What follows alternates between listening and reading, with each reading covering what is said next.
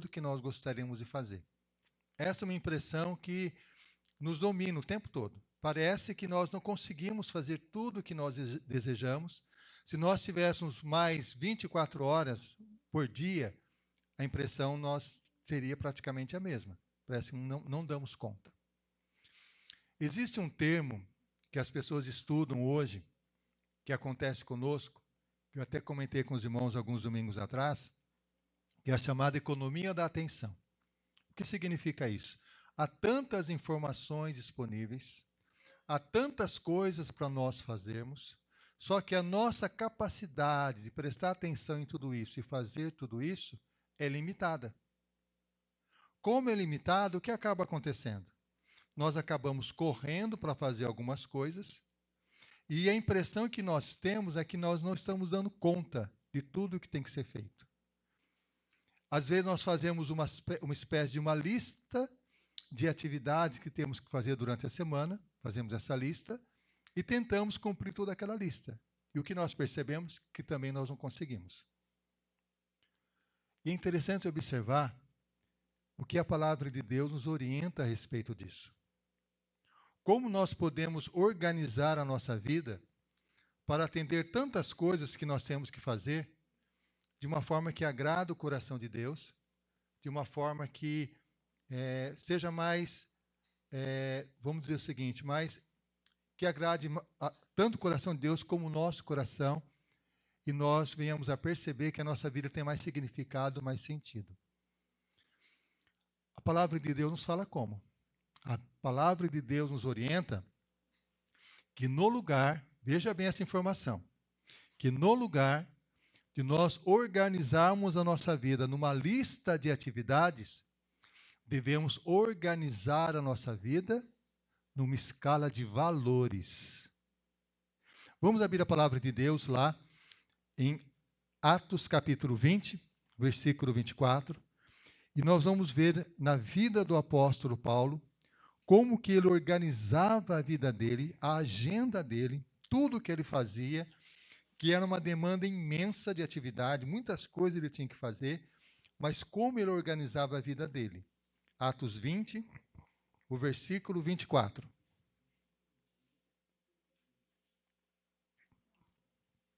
Oremos. Pai, nós pedimos em nome de Jesus, fala ao nosso coração. Espírito Santo de Deus, que habita nos nossos corações e foi enviado para nos guiar a toda a verdade. Espírito Santo de Deus, que é um Espírito, Senhor, que é um Espírito consolador, santificador, fala aos nossos corações. Usa a tua palavra, que é a tua espada, para revelar ao nosso coração como devemos viver uma vida que agrada o teu coração, na forma como nós organizamos o nosso dia a dia. Fala a cada um de nós, usa-me como instrumento nas tuas mãos. É o que nós pedimos em nome de Jesus. Amém. Olha o que diz a palavra de Deus em Atos 20, versículo 24. Diz assim, ó. Porém, em nada considero a vida preciosa para mim mesmo, contanto que complete a minha carreira e o ministério que recebi do Senhor Jesus, para testemunhar o evangelho da graça de Deus. Vamos ler de novo. Porém, nada considero a vida preciosa para mim mesmo, contanto que complete a minha carreira e o ministério que recebi do Senhor Jesus, para testemunhar o evangelho da graça de Deus. Em outras palavras, Paulo ele faz a seguinte afirmação: a minha vida é determinada por aquilo que eu considero precioso, por aquilo que eu considero valoroso, por aquilo que realmente eu vejo que é importante. Eu coordeno a minha vida e dirijo a minha vida de acordo com aquilo que é realmente especial, precioso, valoroso. E aí, toda a organização da vida dele é baseada nesse valor. O que ele considera precioso, o que ele considera valoroso. É interessante que essa visão do apóstolo Paulo, ela é compartilhada por alguns pensadores.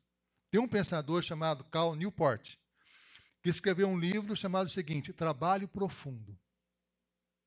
ele afirma o seguinte, que a nossa vida é uma correria para lá e para cá. Que nós não conseguimos ter profundidade naquilo que nós fazemos. Só vivemos na superficialidade. E ele diz que um dos motivos para isso acontecer é exatamente uma lista de atividades. Quando nós fazemos uma lista de atividades, sabe o que acontece? Essa normalmente é uma lista desequilibrada. Às vezes nós fazemos muitas coisas em uma área da nossa vida e deixamos de fazer outra. E parece que nós nunca conseguimos dar conta dessa lista, porque há muitas ações, muitas coisas a fazer. Isso provoca uma lista desequilibrada. É uma lista que normalmente nos faz sentir sobrecarregados. Quando nós fazemos a lista, pensamos, é muita coisa para fazer, não vou dar conta. É uma lista que normalmente atendemos demanda de todos os lugares. É uma lista que muitas vezes não está em sintonia com aquilo que nós consideramos importante no nosso coração. E o que ele defende? A necessidade de organizar a vida, organizar a agenda, de acordo com valores e não de acordo com uma lista de atividades. É uma outra proposta de organizar a vida. Um outro pensador também, que está na mesma sintonia com o apóstolo Paulo, Michael Haidt, ele escreveu um livro também, Vida com Propósito, no qual ele fala que é necessário, tudo que nós fazemos na vida, nós temos um porquê do que estamos fazendo. Qual é o propósito, qual é a razão daquilo que estamos realizando, daquilo que estamos executando. Se não tiver um propósito claro, nós não estamos dirigindo a nossa vida de acordo com aquilo que nós achamos importante. A nossa vida está sendo dominada pelas circunstâncias do dia a dia, dominada por outras pessoas, não por aquilo que consideramos realmente valioso. Aí vem o apóstolo Paulo, o que ele fala? Em nada considero a vida preciosa para mim mesmo, contanto que complete a minha carreira e o ministério que recebi de Cristo Jesus. O que Paulo está dizendo é o seguinte, que a vida dele era dirigida pela orientação de Deus, pelos propósitos de Deus. É interessante observar que a primeira coisa que Paulo fala, não considera a minha vida. Ele coloca-se primeiro como a característica pessoal dele, a vida pessoal dele. É necessário, quando nós organizamos a nossa agenda, que nós fazemos, começar como Paulo faz, pela nossa vida pessoal. O que eu considero importante para mim? Qual é a minha vida pessoal? A vida pessoal envolve algumas questões essenciais. Uma delas é o nosso relacionamento com Deus. Por isso, Paulo, ele fala lá em 1 Timóteo, no capítulo 4, no versículo 16, ele fala assim, tem cuidado de ti mesmo e da doutrina, continua nesses deveres, porque fazendo assim salvarás tanto a ti mesmo como aos teus ouvintes. Em outras palavras, ele afirma, cuide de você mesmo. Primeira coisa, olhe para a sua vida e pratique o autocuidado. Olha só a afirmação que Paulo faz a Timóteo. Tem cuidado de ti mesmo, cuida de você mesmo. É necessário na nossa agenda pessoal nós considerarmos o cuidado com a nossa própria vida. Normalmente o que acaba acontecendo, esse autocuidado muitas vezes é colocado de lado. Nós cuidamos de tantas pessoas, corremos atrás de tantas coisas e o cuidado com a nossa própria vida pessoal muitas vezes é deixado de lado. O que envolve o autocuidado? Coisa simples. Envolve ir ao médico. Quanto tempo faz que nós não vamos ao médico? Não fazemos exames de rotina, não é? Nós às vezes pensamos, eu tenho que fazer aquele exame, mas não consigo fazer.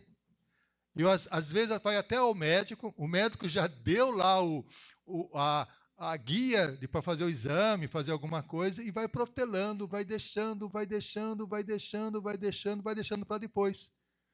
Quando a nossa vida é dirigida por valores, e um valor é a nossa vida pessoal, o nosso autocuidado, necessariamente nós temos que pensar como está a minha saúde, como eu tenho cuidado das questões do médico, como eu tenho organizado a minha vida nessa área. Isso é essencial.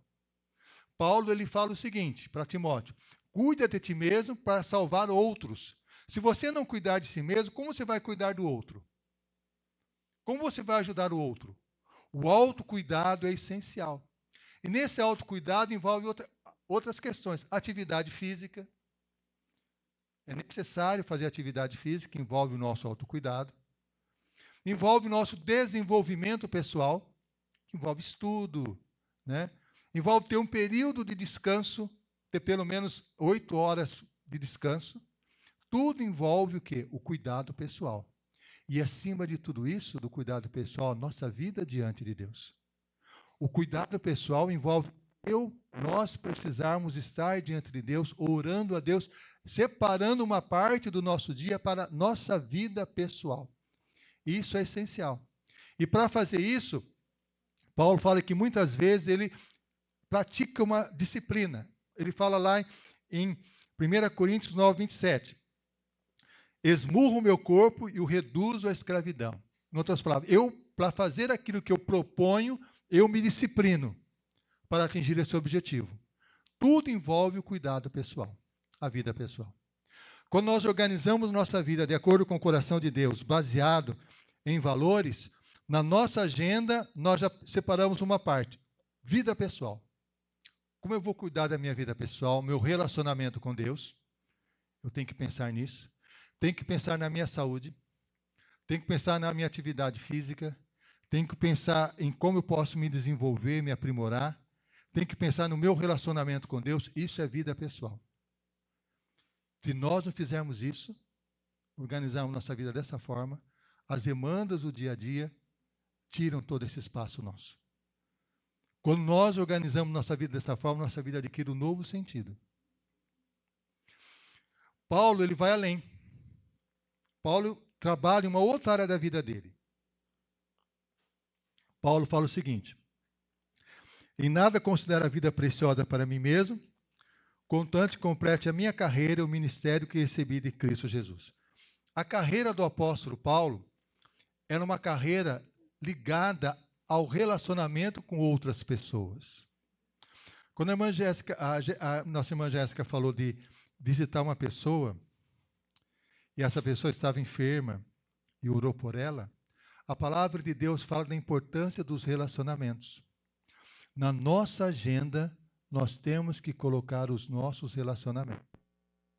Ter tempo para nós estarmos com a família, por exemplo, tempo para estar com o cônjuge, a esposa, o esposo. Tempo para estar com os filhos, isso é um desafio, porque às vezes nós temos mais tempo com o filho do que com o outro. Temos que ter esse tempo para estar com o filho. Tempo para estar com os amigos e aproveitar esse tempo de acordo com o coração de Deus.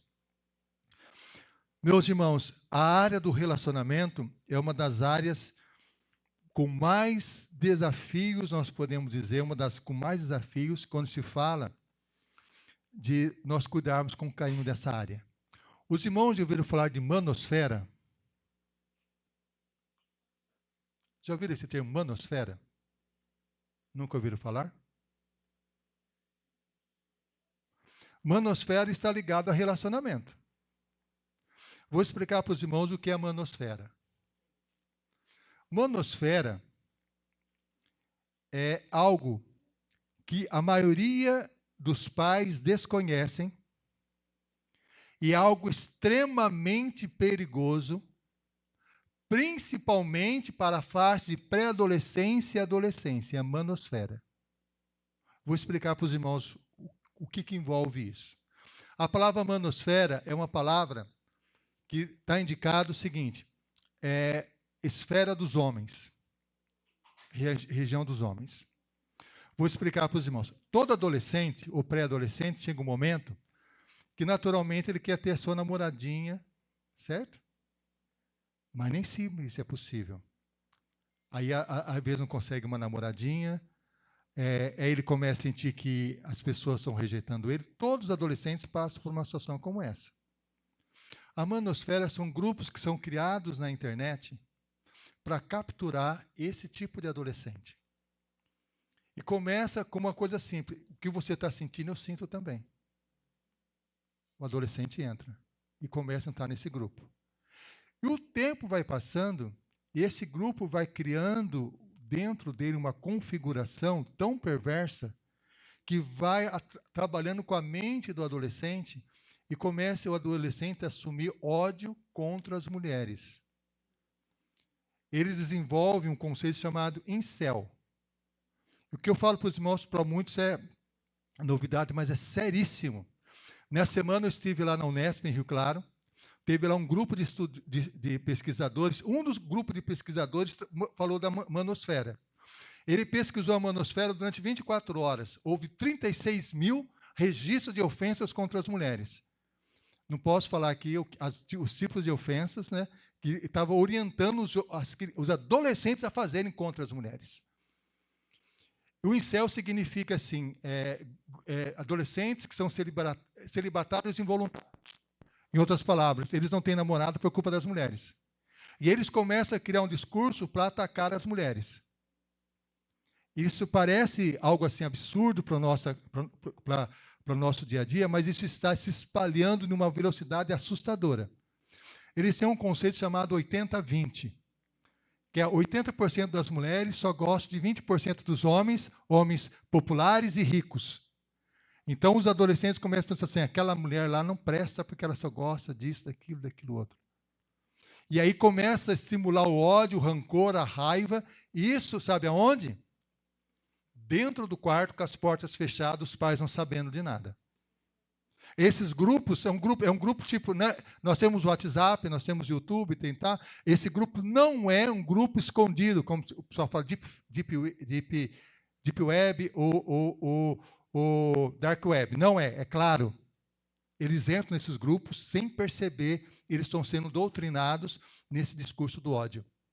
E começa a aumentar a violência no contexto escolar, no dia a dia, ninguém consegue entender por que aquele adolescente está com tanta raiva das mulheres, com um discurso tão violento contra as mulheres.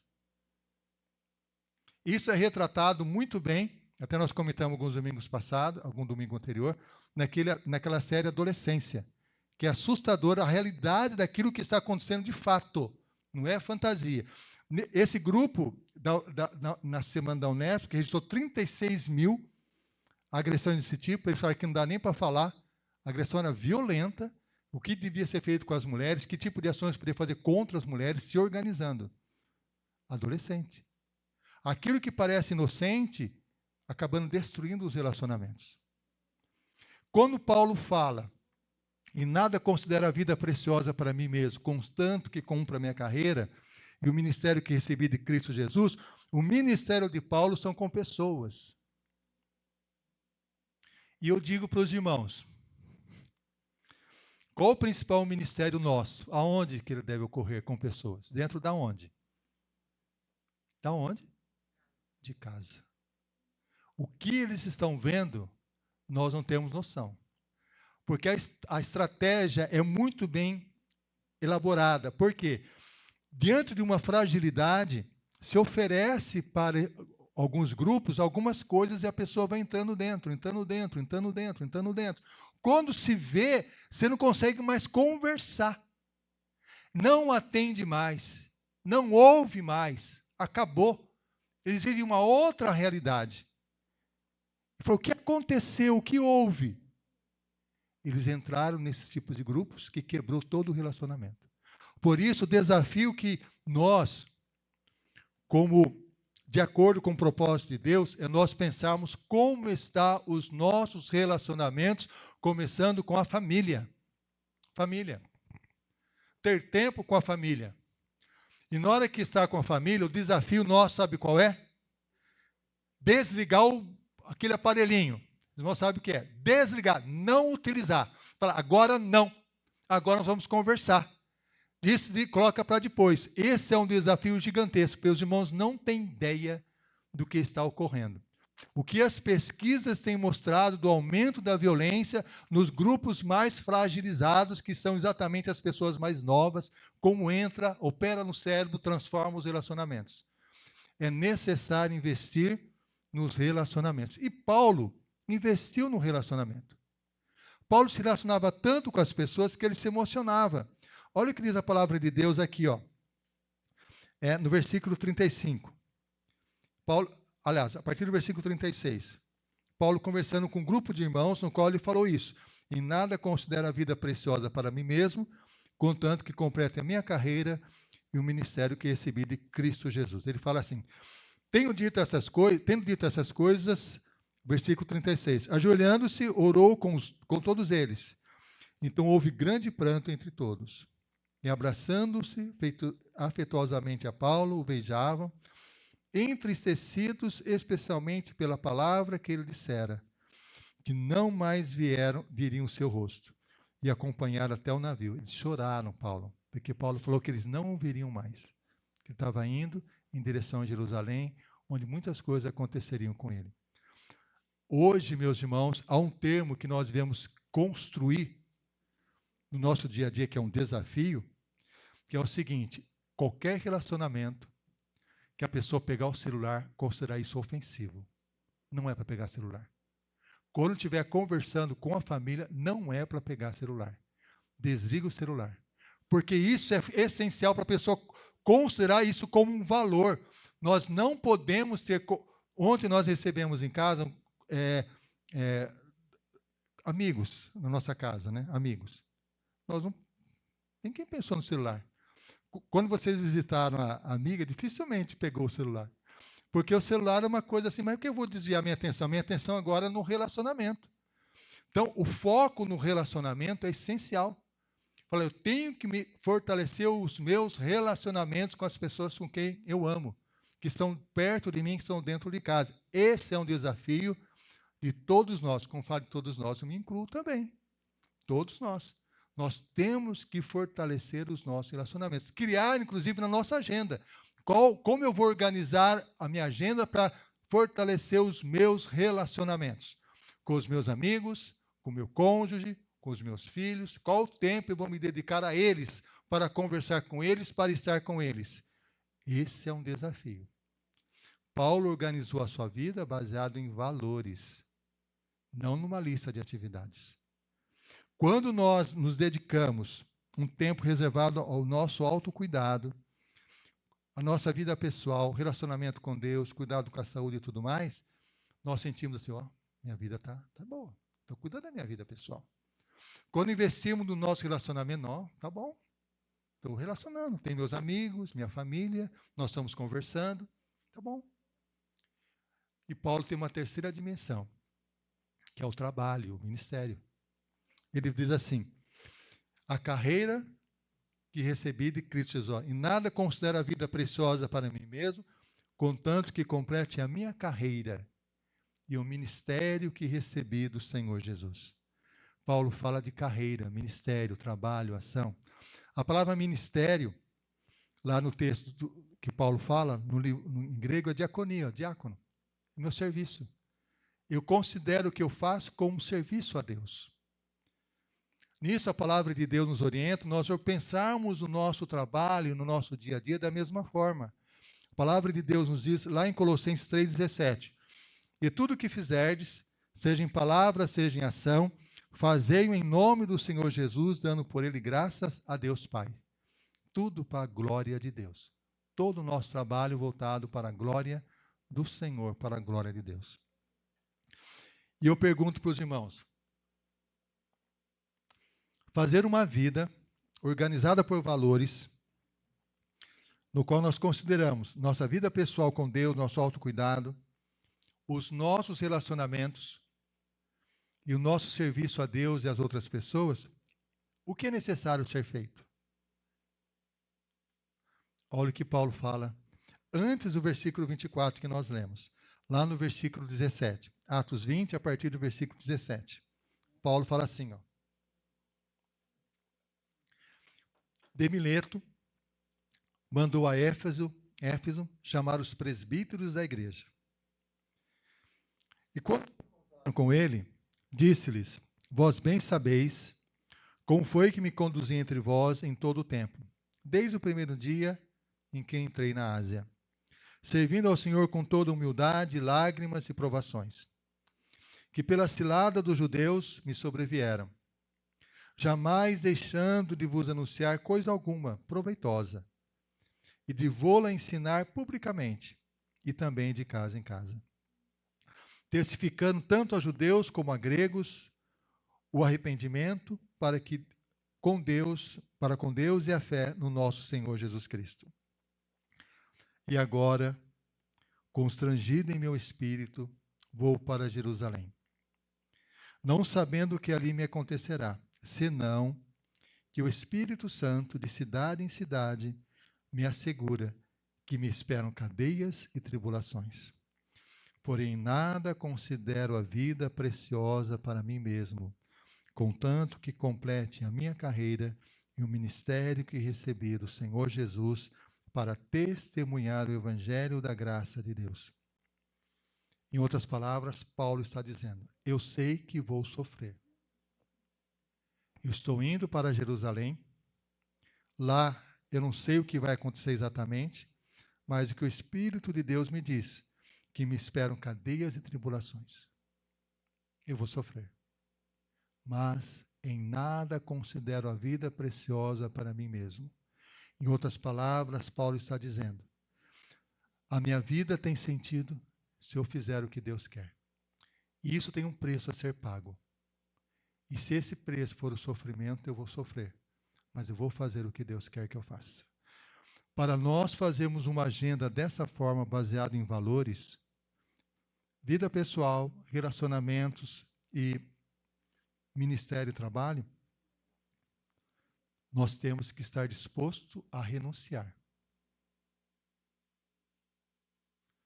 Nós não conseguimos fazer isso se continuarmos do mesmo jeito. Não há possibilidade nenhuma. Para mim, por exemplo, ter tempo com a família, eu vou ter que abrir mão de alguma coisa. E eu tenho que pensar no que eu vou abrir mão. Para mim ter que desligar o celular para me relacionar, eu vou ter que fazer algo. Isso vai ter um preço. Para que eu possa cuidar da minha vida pessoal, da minha saúde, vai ter um preço. Para que eu possa servir a Deus, como a palavra do Senhor nos diz, louvando ao Senhor de todo o coração, tem um preço. Sem o preço, não acontecerá. Tem que pagar um preço.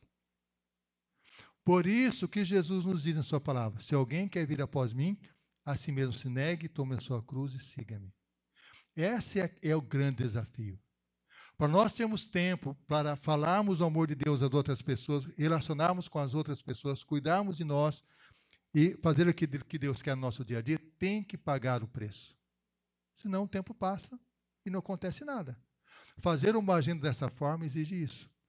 E Paulo fala no final dizendo o seguinte: para testemunhar o evangelho da graça de Deus. Quem nos dá poder para fazer isso é Cristo Jesus. Porque Jesus fez exatamente isso. Observem Jesus.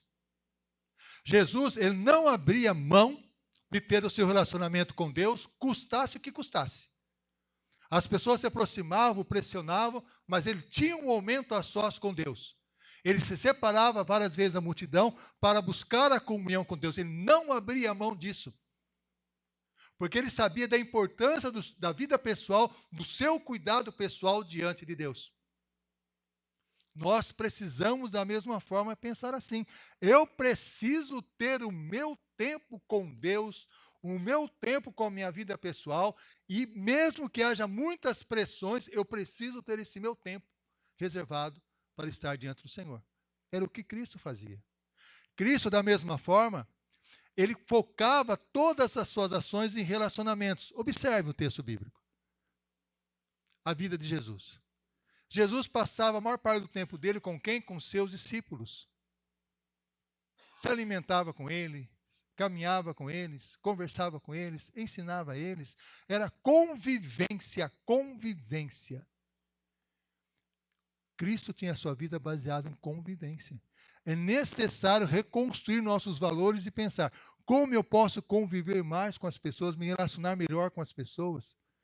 E o ministério de Cristo Jesus, de anunciar o amor de Deus, ele fez pagando com a própria vida por amor a nós. E é assim que era a vida de Cristo Jesus: vida pessoal, relacionamentos e serviço a Deus. E é assim que Deus nos convida a fazer, e é assim que Deus nos convida a administrar nossa vida e reorganizar a nossa agenda pessoal. Isso é possível com a graça de Cristo, do Senhor Jesus, fortalecendo o nosso coração. E a palavra de Deus nos diz lá em 2 Coríntios 5,17: se alguém está em Cristo, nova criatura é. As coisas antigas se passaram, eis que se fizeram novas. É Cristo Jesus que Deus nos dá esse poder de viver dessa forma, uma nova forma de viver. E é interessante observar, meus irmãos, que os estudiosos dessa área de gestão, que fala de organizar a vida baseada em valores, não em lista de atividades, eles têm várias evidências de como as pessoas que organizaram a vida dessa forma foram muito mais eficazes naquilo que realizaram. Foram muito mais produtivos, porque eles não eram escravos da agenda, eles eram escravos dos seus valores, daquilo que acreditavam que era correto, e foram muito mais vitoriosos. Nós vamos estar orando a Deus, pedindo ao Senhor que nos fortaleça, e nós já vamos convidar os irmãos para estarmos aqui, celebrando a ceia do Senhor. Vamos estar ao lado aqui para participarmos da ceia. Então vamos já nos dirigir aqui do lado.